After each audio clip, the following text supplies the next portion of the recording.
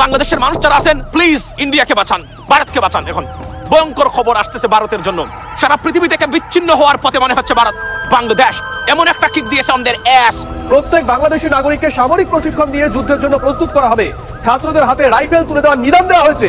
শুরুতে বলে রাখি, ভারত যদি বাংলাদেশকে ভুলেও দখল করার চেষ্টা করে কিংবা সামরিক অভিযান চালানোর সাহস করে, তাহলে ভারত খণ্ডবিখণ্ড হয়ে যাবে। শুধু তাই নয়, পুরো এশিয়া রিজিয়নে একটা মহাযুদ্ধ বেঁধে যাবে। ভারতের দাদাগিরির দিন শেষ, এবার চোখে চোখ রেখে জবাব দিবে বাংলাদেশ। চূড়ান্ত সীমায় অনেকেই ছিল খুনি হাসিনার মতো। এই বাংলাদেশে মুখ নিয়ে ফিরে আসার মতো মুখ তাদের নেই। বাংলাদেশের ছাত্রদের হাতে এতবার পরাজয় কোনোভাবে মেনে নিতে পারেনি ভারত। কাণ্ডজ্ঞান হারিয়ে বাংলাদেশকে দখলের হুমকি দিয়ে বসে ভারত। ব্ল্যাক ক্যাটের ভয় কাঁপছে বাংলাদেশের সেনা প্রধান এবং ইউনুস গভর্নমেন্ট, যার জন্য সঙ্গে সঙ্গে চায়নাকে 16টা ফাইটার জেট অর্ডার। সস্তা কিন্তু দারুণ ব্যবস্থা। তখনই ভারত বিরোধী জাতীয় ঐক্যের ডাক দেন ডক্টর ইউনুস। আগরতলা হাইকমিশনে হামলা, জাতীয় পতাকা অবমাননার ঘটনায় মাথা নত করেছে ভারত। 16 বছরের আওয়ামী দুঃশাসনে ভারতের প্রতি নত জানু পররাষ্ট্রনীতিতে বাংলাদেশের মানুষের মনে ক্ষোভের সৃষ্টি হলেও প্রকাশ করার সুযোগ ছিল না। তাই আওয়ামী সরকারকে উৎখাতের পর ভারতীয় আধিপত্যের বিরুদ্ধে বিরোধিতা এখন তুঙ্গে। কিন্তু যত দূরে সরে যাচ্ছে ভারত, ততই বাংলাদেশের কাছে আসছে পাকিস্তান। চারিদিকে যেন শুধু যুদ্ধ আর যুদ্ধ। এই যুদ্ধের বিষাক্ত বাতাস যেন ভারত বাংলাদেশে এসে পড়েছে। যে কোনো মুহূর্তে ভারত বাংলাদেশে আক্রমণ করতে পারে।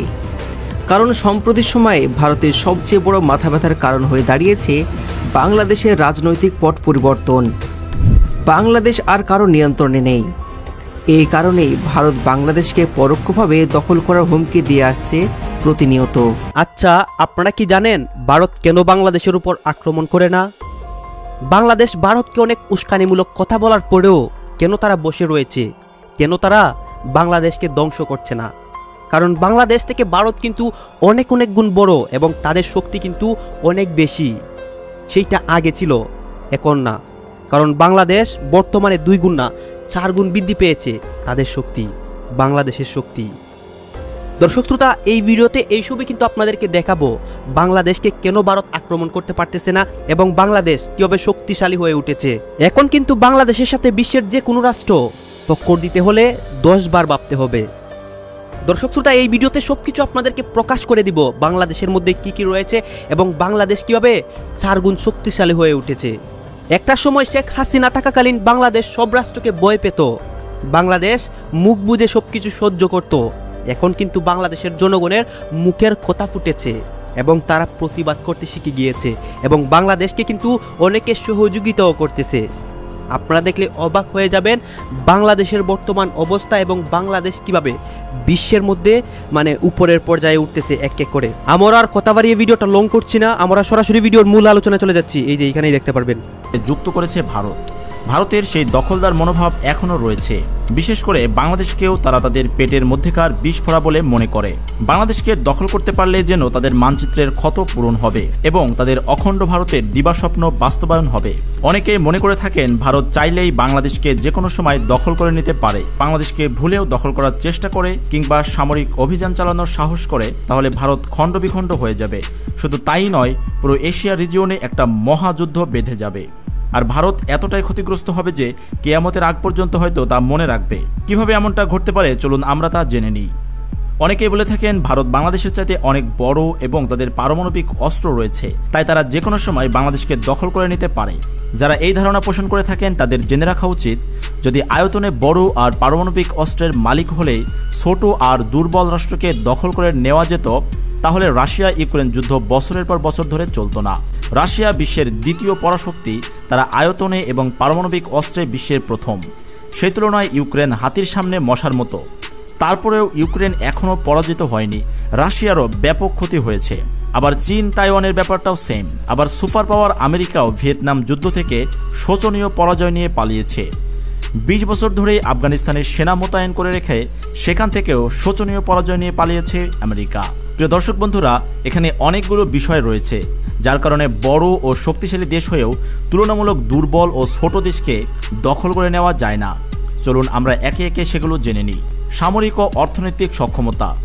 যুদ্ধ পরিচালনা করতে হলে অবশ্যই সবথেকে গুরুত্বপূর্ণ বিষয় হচ্ছে সামরিক সক্ষমতা। আর সামরিক সক্ষমতা অর্জন করতে এবং যুদ্ধ পরিচালনা করতে বিপুল পরিমাণে অর্থ খরচ হয়ে থাকে। ভারত অর্থনৈতিকভাবে সক্ষম একটি দেশ, অন্যদিকে কোনো সন্দেহ নেই যে বাংলাদেশেরও অর্থনৈতিক সক্ষমতা রয়েছে। 2024 সালে বাংলাদেশের সামরিক বাজেট $7 বিলিয়ন, অপরদিকে ভারতের $74 বিলিয়ন। ভারতের বাজেট বেশি মনে হলেও উভয় দেশের কার্যপরিধি অনুপাতিক হারে চিন্তা করলে বাংলাদেশের বাজেট অনেক বেশি। ভারতের সৈন্য রয়েছে 15 লাখের মতো, বিপরীতে বাংলাদেশের সৈন্য রয়েছে 1,63,000। ভারতের সৈন্য সংখ্যা বেশি হলেও গবেষণা বলছে ভারত তার টোটাল শক্তির সর্বোচ্চ 10 ভাগের 1 ভাগ বাংলাদেশের বিরুদ্ধে ব্যবহার করতে পারবে, আর এটাই হচ্ছে যুদ্ধের স্ট্যাটিস্টিক। কারণ ভারতকে তার বাকির 90 ভাগ শক্তি অলওয়েজ পাকিস্তান এবং চীন সহ অন্য শক্তিগুলোর জন্য ব্যবহার করতে হয়। বিশেষ করে বাংলাদেশের সাথে সংঘাত বাঁধলে এই সুযোগে চীন ও পাকিস্তান ভারতের সাথে তাদের প্রাপ্তি বুঝে নিতে চাইবে। তখন চীন, পাকিস্তান তাদের শক্তি দ্বিগুণ থেকে বহুতর ব্যয় করবে ভারতের বিরুদ্ধে, আর ভারতকেও তার মোকাবেলা করতে হবে। শুধু কি তাই, ভারত অন্যায়ভাবে যে সমস্ত রাজ্য দখল করেছে সেগুলোর বিদ্রোহীরা মাথাচাড়া দিয়ে উঠবে। ভারতকে তখন নিজেদের অভ্যন্তরেও সৈন্য শক্তি ব্যয় করতে হবে, সামরিক শক্তি ব্যয় করতে হবে। বিগত সরকারের গাফিলতির কারণে সৈন্য সংখ্যায় বাংলাদেশ পিছিয়ে থাকলেও বাংলাদেশে রয়েছে বিশ্বের 1 নম্বর প্যারামিলিটারি বা আধা সামরিক বাহিনী, যার সংখ্যা 68 লাখ। বিপরীতে ভারতের রয়েছে 25 লাখ। আবারও খেয়াল করুন, যেখানে বাংলাদেশ পুরো 68 লাখ প্যারামিলিটারি ভারতের বিরুদ্ধে ব্যবহার করবে, সেখানে ভারত 10 ভাগের 1 ভাগ, তার মানে বাংলাদেশের 68 লাখ প্যারামিলিটারির বিপরীতে মাত্র 2,25,000 সৈন্য লড়বে। আধা সামরিক বাহিনী হলো তারা যাদেরকে সামরিক অস্ত্র দেওয়া হয় না, কিন্তু প্রশিক্ষণ দেওয়া হয়। যুদ্ধের সময় তাদেরকে 10 থেকে 15 দিনের সামরিক প্রশিক্ষণ দিয়ে অস্ত্র তুলে দিলেই পুরোদমে যুদ্ধ করতে পারবে। বাংলাদেশের সবচেয়ে বড় প্যারামিলিটারি বাহিনী হচ্ছে আনসার, যাদের সংখ্যা 61 লাখ। শেখ হাসিনার পতনের পরে যখন বাংলাদেশের সকল থানাগুলো অচল হয়ে গিয়েছিল, তখন আনসার বাহিনী পুলিশের অনুপস্থিতিতে থানা পরিচালনা করে তাদের দক্ষতার প্রমাণ আবারও দিয়েছে। তবে সব প্যারামিলিটারি ফোর্স অস্ত্রবিহীন হয় না, যেমন সমস্ত পুলিশ ও গোয়েন্দা ফোর্স, স্পেশাল ফোর্স এবং বর্ডার গার্ড ফোর্স প্যারামিলিটারির অন্তর্ভুক্ত। এছাড়াও আনসারের মধ্যে যারা ব্যাটালিয়ন রয়েছে তাদেরকেও অস্ত্র তুলে দেওয়া হয় এবং ভারী প্রশিক্ষণ দেওয়া হয়। দর্শক বন্ধুরা, শুধু তাই নয়, ভারত যেহেতু আগ্রাসী হবে, তাই তারা শুধু সেনা দিয়ে আক্রমণ করবে। অপরদিকে জাতীয় অস্তিত্ব রক্ষায় বাংলাদেশের কয়েক কোটি জনগণ ভারতের বিরুদ্ধে সশস্ত্র যুদ্ধে অংশগ্রহণ নেবে, যার প্রমাণ 1971 সালে দিয়েছে এবং 2024 সালের দ্বিতীয় স্বাধীনতা যুদ্ধে বাংলাদেশের জনগণ যে ভীত নয়, লড়তে জানে, তা প্রমাণ করে দেখিয়েছে। এছাড়াও ইসলামিক নেতারাও যদি জিহাদের ডাক দেয়, তাহলে আরও অন্তত 1 কোটি ধর্মপ্রাণ মুসলমান জিহাদে ঝাঁপিয়ে পড়বে জাতীয় অস্তিত্ব রক্ষায়। ফলে ভারতের বিরুদ্ধে অপ্রতিরোধ দুর্গ গড়ে উঠবে।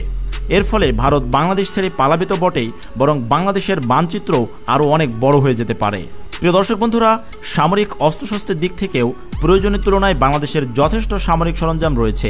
তবে দুঃখজনক হলেও সত্য, দিল্লির সাথে প্রেমের সম্পর্ক বজায় রাখতে গিয়ে বাংলাদেশের সামরিক বাহিনীকে বড় বড় সামরিক অস্ত্র কেনা থেকে বঞ্চিত করেছে হাসিনা প্রশাসন। তারপরেও যা অস্ত্রশস্ত্র রয়েছে তা যথেষ্ট। বাংলাদেশের ট্যাঙ্ক রয়েছে 320টি, অপরদিকে ভারতের রয়েছে 4,500-এর মতো। ভারতের 1.5 লাখের বিপরীতে বাংলাদেশের 13,000 আর্মড ভেহিকেল রয়েছে। বাংলাদেশের আর্টিলারি রয়েছে 450-এর উপরে, বিপরীতে ভারতের রয়েছে 3,000। শুরুতে বলেছি, ভারত এগুলোর 10 ভাগের 1 ভাগ বাংলাদেশের বিপরীতে ব্যবহার করতে পারবে। সেই হিসেবে বাংলাদেশের সামরিক সরঞ্জাম মোর দ্যান এনাফ। এবার আসুন আমরা একটু ভৌগোলিক বিষয় নিয়ে আলোচনা করি। বাংলাদেশ ভৌগোলিকভাবে অত্যন্ত স্ট্র্যাটেজিক পজিশনে রয়েছে। ভারতের আলোচিত চিকেন নেক বা মুরগির ঘাড়, যা মাত্র 22 কিলোমিটার, ম্যাপের মার্ক করা অংশে একটু খেয়াল করুন। যুদ্ধ শুরু হলে এই শিলিগুড়ি করিডোর এমনিতেই বন্ধ হয়ে যাবে, যার ফলে ভারত পূর্বের 7টি রাজ্য থেকে পুরোপুরি বিচ্ছিন্ন হয়ে পড়বে। স্থল কিংবা বিমান কোনো পথেই পূর্বের অংশে তারা সামরিক ও বেসামরিক কোনো সাহায্য পাঠাতে পারবে না। প্রিয় দর্শক বন্ধুরা, আরও একবার একটু ম্যাপে খেয়াল করুন। বাংলাদেশের পূর্বের উত্তর থেকে পুরো দক্ষিণ, অর্থাৎ পার্বত্য চট্টগ্রাম থেকে ফেনী, নোয়াখালী, সিলেট হয়ে পঞ্চগড় পর্যন্ত পুরোটাই অসমতল ভূমি, যার ফলে এদিকে ট্যাঙ্ক কিংবা আর্টিলারির যুদ্ধ হবে না, বরং যুদ্ধ হবে সৈন্য টু সৈন্য। আর বাংলাদেশের সৈন্য সক্ষমতা ভারতের থেকে বেশি। 68 লাখ প্যারামিলিটারি থেকে মাত্র 10 লাখও যদি ছোট ছোট পদাতিক ডিভিশন তৈরি করে ভারতের 7 সিস্টারে মোতায়েন করে দেওয়া হয়, তাহলে 1 থেকে 2 মাসের মধ্যে বেশ কয়েকটি রাজ্য বাংলাদেশের দখলে চলে আসবে। বিশেষ করে আসাম এবং ত্রিপুরা বাংলাদেশের দরকার, আর মেঘালয় তো মেঘের রাজ্য, তাই ওটা নিয়ে মাথা না ঘামালেও চলবে। ওদিকে অরুণাচল প্রদেশ অনেক আগে থেকেই চীনের ক্রাশ। সকলকে প্রণাম ও ভালোবাসা জানিয়ে আজকের লাইভ আমি এখান থেকে শুরু করছি। আমি সব থেকে আগে আপনাদেরকে আপডেট দিচ্ছি যে বাংলাদেশ কিনতে চলেছেন 16টা ফাইটার জেট এবং 1 সেকেন্ড দেরি করতে চান না, চায়নাকে সঙ্গে সঙ্গে অর্ডার করে দেওয়া হয়েছে এবং তাদের সরকারের মধ্যে বৈঠকও হয়ে গেছে ভয়ঙ্কর, যার মধ্যে 16টা ফাইটার জেট চাই, যার নাম হচ্ছে J-10C। আপডেট আপনাদেরকে এটাও দিয়ে দিই যে এই সেই ফাইটার জেট যা পাকিস্তান ছাড়া অন্য কোনো দেশ ব্যবহার করে না, অর্থাৎ ব্যবহার করতে চায় না, কারণ এতটাই চিপ কোয়ালিটির এই ফাইটার জেট যা পাকিস্তানই একমাত্র ব্যবহার করে থাকে। সেই ফাইটার জেট 16টা অর্ডার দিয়েছে বাংলাদেশ।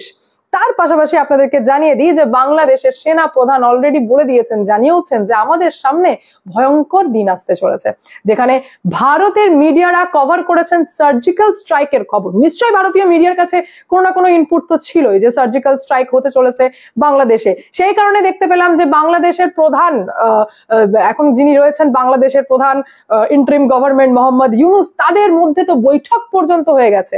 সেনা প্রধান ওপেন এসে জানিয়েছেন যে আমাদের হয়তো সামনে খুব খারাপ দিন আসতে চলেছে, যেখানে আবার নিজে থেকেই এটা বলছেন যে আমরা সমস্ত রকম বর্ডার এরিয়া সিকিউর করেছি এবং সেখানে বিভিন্ন রকম যা সমস্ত অস্ত্র লাগে আমরা সমস্ত মোতায়েন করেছি। এমনকি বাংলাদেশের আর্মিদের ছুটি পর্যন্ত রদ করে দেওয়া হয়েছে, বলা হয়েছে এখন বেটা কোনো রকম ছুটি ফুটি হবে না, এখন তোমরা বর্ডারে থাকো, কারণ বাংলাদেশের সাথে ভারতের সম্পর্ক খুব একটা ভালো না। এবং এমনটাও ইনপুট আছে যে ব্ল্যাক ক্যাট যাকে বলা হয়, যার নামই কাফি, অর্থাৎ এনএসজি কমান্ডো যে কোনো মুহূর্তে বাংলাদেশে নাকি অ্যাটাক করতে পারে এবং সেই পাকিস্তানকে যেমন ধুল চাটিয়েছিল সার্জিক্যাল স্ট্রাইকের মাধ্যমে, যার 4th and 9th ব্যাটালিয়ন প্যারা স্পেশাল ফোর্স পাকিস্তানে ঢুকে সমস্ত আতঙ্কবাদীকে শেষ করেছিল, সেই রকমই আশঙ্কা করছে বাংলাদেশের সেনা প্রধান যে ব্ল্যাক ক্যাট এবার আমাদের এরিয়াতে না ঢুকে যায়, কারণ এমনিতেই আমাদের এরিয়াতে ঢুকে যেভাবে লোক তুলে নিচ্ছে সেইভাবে ব্ল্যাক ক্যাট যা অত্যন্ত নামকরা, সে এবার আমাদের এরিয়াতে ঢুকে গেলে কি করব। সেই কারণে আমাদের এখানে যেমন রয়েছে আইবি বা র ইন্টেলিজেন্স বিভিন্ন রকম, সেরকমই বাংলাদেশের কি ইন্টেলিজেন্স আমি জানি না, কিন্তু তাদের এতটাই ইন্টেলিজেন্স লেভেল যে ভারতের বেশ কিছু মিডিয়ার সার্জিক্যাল স্ট্রাইক কভার করার জন্য ব্ল্যাক ক্যাট যে কোনো মুহূর্তে বাংলাদেশে এন্ট্রি নিতে পারে এই ভয়ে তারা বৈঠক করে নিজের মানে একদম পুরো বর্ডার এরিয়াগুলো একদম সিকিউর করার চেষ্টা করছেন, যাতে তাদের মধ্যে এটা পর্যন্ত আলোচনা হয়েছে যে ভারত যদি আমাদেরকে কিছু একটা করে আমাদেরকে হালকা করেও তার কিন্তু উত্তর দিতে হবে, না হলে কিন্তু একদমই মান সম্মান থাকবে না। মান সম্মান থাকবেই বা কি করে? আমি আপনাদেরকে জানিয়ে দিই যে এদেশের মান সম্মান আর থাকার কোনো জায়গা নেই, নেই যাকে বলা হয়, কারণ যে দেশ টাকা পর্যন্ত নিজের দেশের মুদ্রা পর্যন্ত নিজের দেশে ছাপাতে পারে না, সেই দেশের কাছ থেকে কি আপনি কিছু এক্সপেকটেশন রাখেন? না, আমি তো একদমই রাখি না। যেখানে 1 টাকার মুদ্রা ছাপায় বাংলাদেশ, আমি তথ্য দিয়ে কথা বলছি, 1 টাকার মুদ্রা ছাপায় বাংলাদেশ স্লোভাকিয়াতে, 2 টাকার মুদ্রা ছাপায় বাংলাদেশ জাপানে, 5 টাকার মুদ্রা ছাপায় বাংলাদেশ ফিনল্যান্ডে, তাহলে এই দেশের সঙ্গে আর কি এক্সপেকটেশন রাখা যেতে পারে আমার জানা নেই। যেখানে এটাও জানিয়ে দিই, এই যে চায়না থেকে কেনা হচ্ছে ফাইটার জেট, আপনারা এক কথায় বলতে পারেন যে চায়না থেকে কিনতে চলেছে বাংলাদেশ আবর্জনা। হ্যাঁ, একদমই ভুল বললাম না, কারণ এই হচ্ছে সেই ফাইটার জেট যা পাকিস্তান ছাড়া অন্য কোনো দেশ ব্যবহার করতে একদমই ইন্টারেস্টেড না। শুধু কি এখানেই শেষ? আপনাদেরকে জানিয়ে দিই আমি যে বাংলাদেশের পরিস্থিতি যেমনটা বলেছিলাম, দিনের পর দিন ভিখারির অবস্থায় যেতে চলেছে।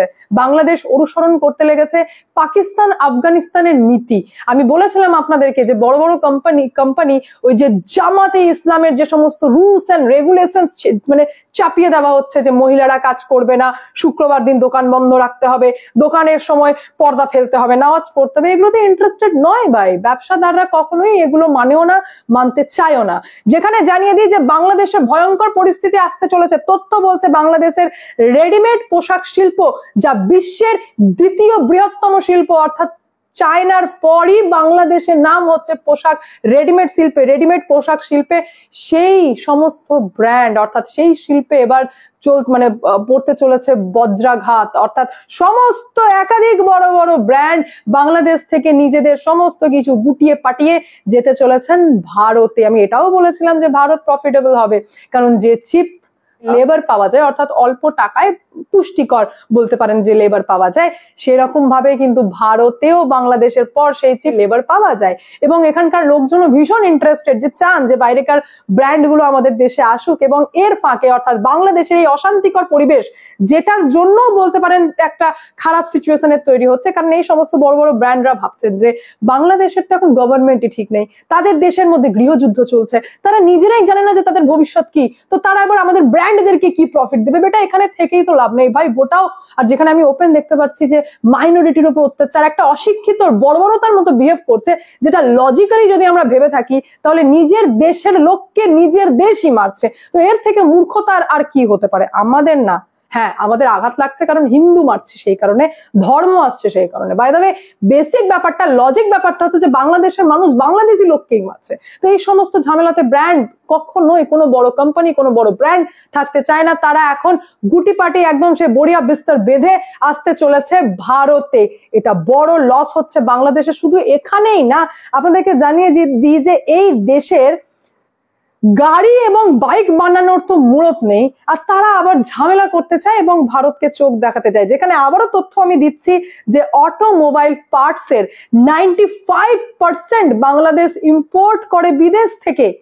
না বাইকের পার্টস বানাতে পারে, না গাড়ির পার্টস বানাতে পারে, সেই দেশের 95% অটোমোবাইল পার্টস ইম্পোর্ট করে বিদেশ থেকে, যার মধ্যে কতটা ডিপেন্ড একবার ভেবে দেখুন যে ভারত থেকে 90% অটোমোবাইল পার্ট বাংলাদেশ ইম্পোর্ট করে থাকে। তাহলে সেই ভারতকে চোখ দেখানো, যার জন্য ভারতে এবার ডিসিশন নিয়েছে যে 1.5 মাস পর্যন্ত কোনো রকম অটোমোবাইল পার্ট আমরা বাংলাদেশকে দিতে ইচ্ছুক নই, এবং পুরোপুরি বন্ধ করা হলো যে বাংলাদেশে আর ভারত থেকে কোনো অটোমোবাইল পার্ট যাবে না, অনলি 1.5 মাসের জন্য। কারণ 1.5 মাসে মোটামুটি হুঁশ ঠিকানায় চলে আসবে বাংলাদেশের যে কার সাথে আমি শত্রুতা নিয়েছি। যেহেতু পাকিস্তানের রাস্তায় হাঁটতে লেগেছে বাংলাদেশ, আমি এই কথা বারবার বলেছি, সেরকমই পাকিস্তানকে যখন অনুসরণ করছে তো পাকিস্তানের মতোই সমস্ত কিছু ঘটবে। পাকিস্তানের লোকজন যখন বিদেশে যায়, ভিসা অ্যাপ্লাই করে, তখন তাদের পুরো জামা কাপড় খুলে চেক করার মতো অবস্থা হয়, সেটা আমিও জানি। এবং সেখানকার যারা ভদ্র সভ্য লোক পাকিস্তানের, তারা কেঁদে কেঁদেও বলে যে আমাদের এমনই আতঙ্কবাদী হয়ে গেছে, এমনই আমাদের নাম খারাপ হয়ে গেছে যে আমাদেরকে এইভাবে চেক করা হয়। অর্ধেক লোক তো আমাদেরকে ভিসা দিতে চায় না। এই সেম পরিস্থিতি এখন বাংলাদেশের যে ধর্মকে নিয়ে বাংলাদেশে এত আন্দোলন চলছে, এত নাটক চলছে, এত অশান্তি চলছে এবং হিন্দুদের উপর অত্যাচার চলছে, সেই UAE সংযুক্ত আরব আমিরাত, সেখান থেকে ভিসা বাংলাদেশিদের জন্য বন্ধ করে দেওয়া হয়েছে। এবং ছটপটানি লেগেছে বাংলাদেশের গভর্নমেন্টের মধ্যে যে ভাই আমি অতি অবশ্যই UAE-র গভর্নমেন্টের সাথে বসবো এবং জিজ্ঞাসাবাদ করব যে কেন ভাই আমাদের জন্য ভিসা কেন বন্ধ করে দেওয়া হয়েছে। এখান থেকে এটাও বোঝা যায় যে শুধুমাত্র ধর্ম করলে পেট চলে না, পেট চললে তবেই ধর্ম চলবে, ধর্ম চললে পেট চলে না। সেই কারণে UAE পুরো।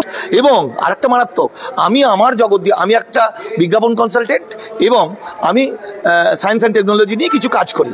সেই কাজ করতে গিয়ে আমি দেখছি বাংলাদেশ যে আবিষ্কার করছে কৃষিতে, আমার সাবজেক্ট কৃষি, অকল্পনীয়। ফলে বাংলাদেশের যে ইয়ং ছেলে মেয়ে যারা পড়াশোনা করছে, সারা পৃথিবীতে চাকরি করছে এবং তার রোজগারের একটা অংশ তার মায়ের জন্য পাঠাচ্ছে। মা মানে বাংলাদেশ, অর্থাৎ ওখান থেকে টাকা পাঠাচ্ছে বাংলাদেশে ডেভেলপ করার জন্য। আর আমার এখানে, আমার বাংলায় বা আমার ভারতবর্ষে সরকারের টাকায়, আপনার আমার টাকায় ডাক্তার হচ্ছে, ইঞ্জিনিয়ার হচ্ছে, বড় কিছু হলে দেলা বাঙ্কারা পালিয়ে যাচ্ছে। পালিয়ে গিয়ে সেখান থেকে নিজের মা বাবা মরলেও দেখতে আসছে না, আত্মীয় স্বজনকে পরিচয় দিচ্ছে না। ফলে বড় দেখলে হবে না, বড় না, এইটুকু হোক। ভিয়েতনাম আমরা জানি 12 বছর লড়াই করেছিল আমেরিকার সঙ্গে। সুতরাং এত সিরিয়াস বিষয়, বাংলাদেশকে হালকা চোখে দেখলে হবে না। তার কারণ একটা জিনিস আমাদের গর্ব করতে হবে, বাংলাদেশ একটা বাঙালির জায়গা, বাঙালির হিন্দু মুসলমান নেই। এই পশ্চিমবঙ্গ এবং বাংলাদেশ আমরা এক হৃদয়। আমাদের শুভেন্দু বুঝবে কেন? শুভেন্দু তো বাঙালি নয়, ও তো বাঙালির শত্রু। বাঙালি, আপনি বলেন শুভেন্দুর মা ওপার বাংলার মানুষ। হ্যাঁ, শুভেন্দুর মা ওপার বাংলার মানুষ। আমার শুভেন্দুর মা আমার পরিচিত, আমি মাসিমাকে খারাপ বলতে চাই না, তিনি বাংলাদেশ থেকে এসছেন, কিন্তু ভাবতে পারিনি এরকম একটা কুলাঙ্গার কি করে জন্ম দিলেন তিনি। তার মা তো খুবই ভালো, বাবাও তো খুব ভালো। তার জন্য নিজের কেস থেকে বাঁচার জন্য মানুষ যে কুলাঙ্গার হয়ে যেতে পারে এবং একটা জোকার তৈরি হয়ে যেতে পারে, সেটা তার প্রকৃষ্ট উদাহরণ শুভেন্দু অধিকারী। এটা তো যুক্তি, এটা তথ্য এবং যুক্তি, যেটা বাংলাদেশের নদীমাতৃক জায়গা বাংলাদেশ, সেখানে বহু মানুষের জীবিকা এবং সম্মানের সঙ্গে জীবিকা হচ্ছে রিক্সা চালানো। এবং রিক্সা নিয়ে অনেক গানও আছে বাংলাদেশের, ভালো ভালো গান আছে, ফলে ওদের জীবনের সঙ্গে মিশে আছে রিক্সা। কিন্তু সেই রিক্সা কখনোই হাতে টানা কলকাতার সেই আদি রিক্সার মতো নয়। এটা তথ্য, এই তথ্য এবং যুক্তি এরা কারা শোনে? যাদের মাথায় বিন্দুমাত্র বুদ্ধি আছে। কিন্তু যাদের মাথাটা হিন্দুত্ববাদী ব্রাহ্মণ্যবাদীরা, শুভেন্দু অধিকারী, নরেন্দ্র মোদী, অমিত শাহরা গোবর ভরে দিয়েছে এবং গরুর মুখ দিয়ে ঠেসে দিয়েছে, তারা যুক্তিটা পাবে কোথায়? তারা ওটাই ভাববে। এখানে তো আমাদের ভারতবর্ষের আরএসএস, বিজেপি এরা তো হিন্দুত্ববাদী তো টোটাল ব্যবস্থাটাই তো কুৎসা এবং মিথ্যাচারিতা, অশিক্ষা এগুলোর উপর ভিত্তি করে।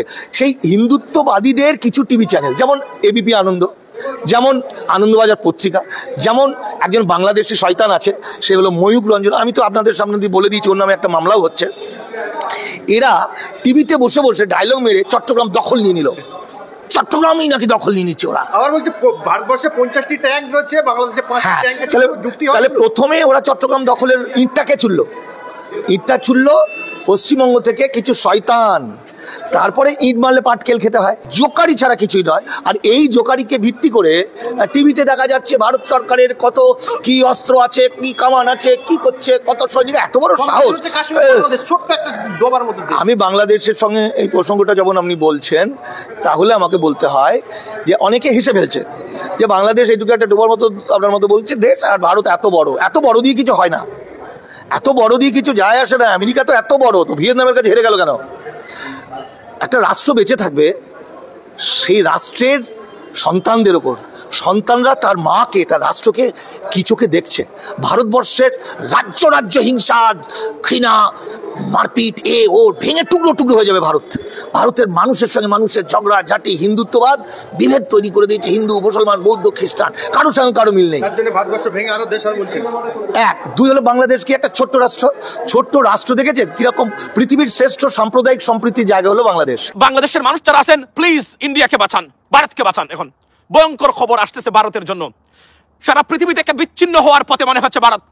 মধ্যপ্রাচ্যে অলরেডি রেড ফ্ল্যাগ দেওয়া প্রত্যেকটা জায়গা থেকে ভারতকে নিয়ে, ভারতের এই আগ্রাসী প্রচন্ড ধর্মবিরোধী অ্যাগ্রেসিভের কারণে, লেডিস এন্ড জেন্টলম্যান, তারা এখন প্রকাশ করতেছে না, কিন্তু সারা মধ্যপ্রাচ্যের মানুষ এখন জানেন ভারত কি। তার একটা উৎকৃষ্ট উদাহরণ হলো আপনার ইউনাইটেড আরব আমিরাতস, আরব এমিরেটস ভারতীয়দের ভিসা সম্ভবত চিরদিনের জন্যই বাতিল করতে যাচ্ছে। করতো তারা যদি তাদের প্রয়োজন না হতো, বিকজ তাদের টেকনিক্যাল সাপোর্টস অন্যান্য জায়গাতে এই সুযোগ সুবিধাটা লাগবে, কারণ এদের রিপ্লেসমেন্ট এই মুহূর্তে বাংলাদেশ করতে পারে নাই, বিকজ 16 বছরের একটা ব্রুটাল ব্যর্থ অথরিটারিয়ান রেজিম যারা বাংলাদেশটাকে ভারতের হাতে তুলে দিয়েছিল, তাদের কারণে আমাদের এই নতুন প্রজন্ম দাঁড়াতেই পারে নাই কোনো দিনের জন্য। আমি বলে রাখি, নতুন খবরটা হলো ভারতের জন্য আপনারা জানেন যে প্রত্যেকটা পার্শ্ববর্তী বা নিকটবর্তী দেশ যেগুলা দূর করে তাড়িয়ে দিচ্ছে ভারতকে, এত বড় দেশ হওয়ার পরেও। এন্ড লাস্টলি বাংলাদেশ এমন একটা কিক দিয়েছে অন দেয়ার অ্যাস, যারা পাগল হয়ে প্রতিদিন বাংলাদেশ নিয়ে মিডিয়া সন্ত্রাস আপনার ঘোষণা করেছে। সব ষড়যন্ত্রকে রুখে দিয়ে বাংলাদেশের মানুষ ভারত থেকে বাংলাদেশকে মুক্ত করেছে, এবং ভারত বেপরোয়া পাগল প্রায়, কারণ তাদের সবকিছু এখানে তারা আপনার বলতে গেলে আপনার লস্ট করেছে বাংলাদেশ কেন্দ্রিক। এবার খবর হলো যুক্তরাষ্ট্র। 2 দিন আগে আপনারা দেখেছেন যুক্তরাষ্ট্র ভারতকে নিয়ে একটা আপনার আওয়ামী লীগকে নিয়ে একটা রিপোর্ট দিয়েছে। সেটা কি? যে বাংলাদেশের যে সন্ত্রাসবাদের কথা বলতো আওয়ামী লীগ, সেটা বিরোধী দলকে নিশ্চিহ্ন, নির্যাতন এবং দমিয়ে রাখার জন্য এদেরকে সন্ত্রাসী ঘোষণা দিয়ে তারা এই কাজটা করতো ভারতের সহযোগিতায়। যেটা স্টেট ডিপার্টমেন্টের যে রিপোর্ট আছে, সেই রিপোর্টে তারা সুস্পষ্টভাবে উল্লেখ করেছে গতকালকে আপনার যুক্তরাষ্ট্র। আজকে হলো আপনার Switzerland, the most peaceful country and the paradise on this planet. Switzerland ইংরেজিতে আমরা যাকে বলি, বা বাংলাতে সুইজারল্যান্ড তারা আপনার ভারতকে বিশেষ ট্যাক্স সুবিধা দেওয়া সেটা বাতিল করেছে। যুক্তরাষ্ট্র আপনার অসহযোগী বা আনফ্রেন্ডলি দেশ হিসাবে আপনার ঘোষণা করেছে ভারতকে, এর আগে স্যাংশন দিয়েছে। অর্থাৎ কল্পনা করতে পারেন ভারতের জন্য কি ধরনের খবর আসতেছে। যুক্তরাষ্ট্র যেখানে ভারতকে বিভিন্নভাবে ব্র্যান্ডিং করে যাচ্ছে প্রত্যেকটা দেশ থেকে আপনার বিষয়ে, সেই জায়গাতে আমি মনে করি যে it's a bad news for India at the same time and the Awami regime.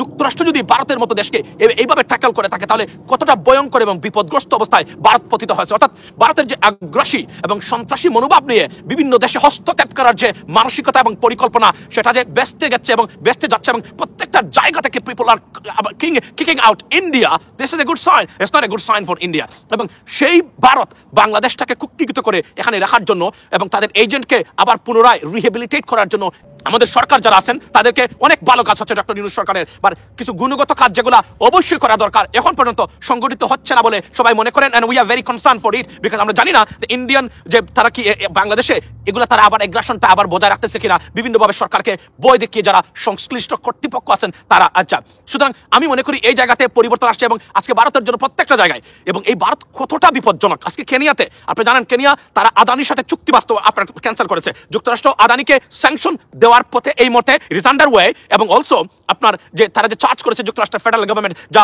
Federal court, যা প্রেসিডেন্ট ট্রাম্পও কিছু করার ক্ষমতা নাই, এবং প্রেসিডেন্ট ট্রাম্প যে নতুন একজন প্রেসিডেন্ট সেটা বলা বাহুল্য, এবং এটা আসতেছে। সুতরাং কোনো ধরনের বেনিফিট সুবিধা আপনারা নিতে পারবেন না।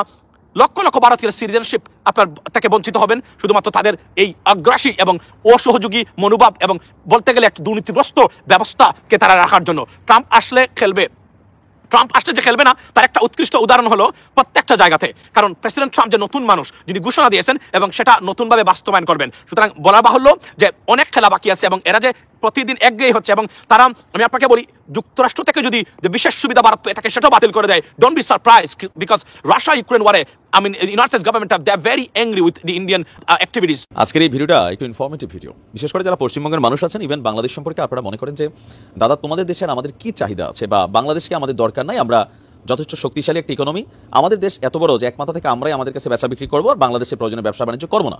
কিন্তু আপনি কি জানেন বিভিন্ন কারণে বাংলাদেশ আপনাদের হেডেক? বরাবরই আলোচনায় উঠে আসে 7 সিস্টার্স, আর আজকে স্বাধীনতার 53 বছর পর নতুন করে একটা টেকনিক্যাল সিস্টেমে এই 7 সিস্টার্সকেই আমরা বাংলাদেশ আটকে দিচ্ছে যাচ্ছি। তবে এটা আপনারা যখন সবকিছু ক্লিয়ার করবেন আমরাও ক্লিয়ার করবো। ভালোবাসাটা হবে লেনদেনের ভিত্তিতে নাকি সমতার ভিত্তিতে, ডিলগুলো হবে অন্তত রাষ্ট্রীয় পর্যায়ে সমতার ভিত্তিতে। যারা ভাবছিলেন যে বাংলাদেশের সাথে আর ভারতের পেচকিটা কোথায় বা কোথাও আটকা আছে কিনা, যে 7 সিস্টার্সে আটকা আছে, তবে এমন না যে আমরা 7 সিস্টার্সের ট্রাক ভর্তি মেশিনারিজ পাঠাবো, অস্থিতিশীল পরিবেশ তৈরি করবো। এর বাহিরেও এই 7 সিস্টার্সের ডেভেলপমেন্ট থেকে শুরু করে সেখানকার মানুষের জীবনযাত্রা অনেক কিছুই বাংলাদেশের উপর কানেক্টেড। বর্তমান যুগটা হচ্ছে প্রযুক্তির যুগ। ফেসবুক, হোয়াটসঅ্যাপ, ইউটিউব বা এই যে media platform, social media platform, এগুলো ছাড়া আপনি কতটা অসহায়, একদিন ফেসবুক বন্ধ হলে কিন্তু আসলে বিষয়টা বোঝা যায়। সম্প্রতি বিটিআরসির ইঞ্জিনিয়ারিং অ্যান্ড অপারেশনস বিভাগের মহাপরিচালক যিনি আছেন ব্রিগেডিয়ার জেনারেল কাজী মুস্তাফিজুর রহমানের একটা চিঠি সামনে এসেছে। কি আসছে? ভারতের টেলিকম অপারেটর ভারতী এয়ারটেল, মানে এয়ারটেলের সঙ্গে মিলে আমাদের বাংলাদেশের একটা প্রতিষ্ঠান সামিট এবং হচ্ছে ফাইবার অ্যাট হোম, এই দুইটা কোম্পানি মিলে একটা চুক্তি করেছিল। কি এই চুক্তিটা হচ্ছে বাংলাদেশ থেকে আমরা যদি দেখি একটু, আসাম, ত্রিপুরা সহ ভারতের উত্তর পূর্বাঞ্চলে যে 7 রাজ্য, সেই 7 রাজ্য থেকে চেন্নাই সাবমেরিন কেবল ল্যান্ডিং স্টেশনের দূরত্ব যেটা আছে সেটা হচ্ছে 5500 কিলোমিটার। আর বর্তমান নেটওয়ার্কে উত্তর পূর্ব ভারত থেকে সিঙ্গাপুরে আপনার সিগন্যাল পৌঁছাতে পাড়ি দিতে হয় 8700 কিলোমিটার দূরত্ব। এতে সময় লাগে 87 মিলি সেকেন্ড। কিন্তু বাংলাদেশের ভেতর দিয়ে ভারতের এই যদি ব্যান্ডউইথ নিতে পারে তাহলে সিঙ্গাপুর পর্যন্ত দূরত্ব কমে 3700 কিলোমিটার। ল্যাটেন্সি বা সময় কমবে প্রায় 37 মিলি সেকেন্ড। এতে 7 রাজ্যে কম খরচেই উন্নত ইন্টারনেট সেবা দিতে পারবে আপনার এই প্রতিবেশী দেশটি। এই সুযোগ নিয়ে গত বছর বিটিআরসির কাছে ভারতী এয়ারটেলের মাধ্যমে সিঙ্গাপুর থেকে আখাউড়া সীমান্ত হয়ে 7 সিস্টার্সে ব্যান্ডউইথ সরবরাহের প্রস্তাব দিয়েছিল আমাদের বাংলাদেশের একটা গ্রুপ, যেটা দুর্বৃত্তের একটা সর্বশেষ পর্যায়ে তারা পৌঁছে গিয়েছিল, সামিট গ্রুপ। এর সাথে যুক্ত ছিল ফাইবার এট হোম। 2022 সালে এই বিষয়ে বাংলাদেশের পররাষ্ট্র মন্ত্রণালয়ে আবেদন করেছিল ভারতী এয়ারটেল। এ ব্যাপারে টেলিযোগাযোগ মন্ত্রণালয়ের অনুমতি চেয়েছিল বিআরটিসি, যদিও ওই আবেদন নিয়ে তৎকালীন সময় কিছুটা আপত্তি ছিল। এখন আমরা যদি দেখি রাজনৈতিক পট পরিবর্তনের পর ভারতকে বর্তমান সিচুয়েশনে এই পাঙ্গাপাঙ্গি খেলায় ব্যান্ডউইথ ট্রানজিট না দেওয়ার সিদ্ধান্ত নিয়েছে বাংলাদেশ। নিয়ন্ত্রক সংস্থা বলছে ট্রানজিট দিলে বাংলাদেশ সাবমেরিন কেবলের অব্যবহৃত প্রায় 4900 জিপিবিএস ব্যান্ডউইথ কাজে লাগানো ঝুঁকিতে পড়বে।